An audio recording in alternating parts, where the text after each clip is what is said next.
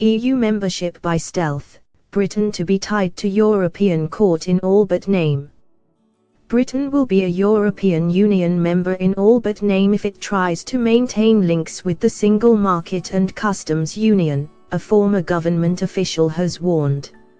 Sir Paul Jenkins, the government's most senior legal official from 2006 to 2014, said the UK will have no option but to observe EU law if it wanted to retain close trade ties with Brussels. His comments come after Brexit Secretary David Davis published the first of a series of papers attempting to clarify the UK's position. The document said Britain would leave the customs union and single market but seek to stay as closely linked as possible to both. More papers will be released next week, including one detailing out how legal disputes could be resolved between the UK and EU once the European Court of Justice, ECJ, no longer has direct jurisdiction in the UK.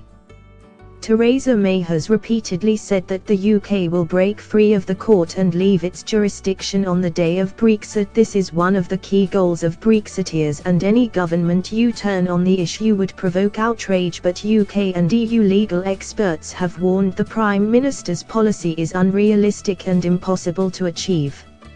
Sir Paul, now an associate member of Barristers Matrix Chambers, told The Observer, if the UK is to be part of something close enough to a customs union or the single market to remove the need for hard borders, it will only work if the rules are identical to the EU's own internal rules. Not only must they be the same, but there must be consistent policing of those rules.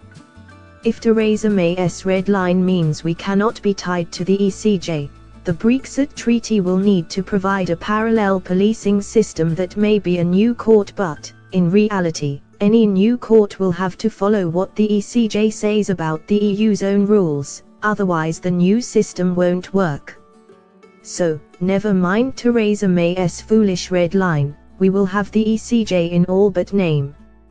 Chancellor Philip Hammond and International Trade Secretary Liam Fox, widely seen as opposed on the issue, made it clear the UK would need a time-limited transition period after March 2019, when Britain is due to leave the bloc. The government hopes for a close association with the EU customs union during that period, and when it ends will seek a new customs arrangement that preserves the freest and most frictionless trade possible and within a free trade agreement. But legal experts believe this will leave Britain tied to the EU as a satellite rather than a participating member. Thanks for watching.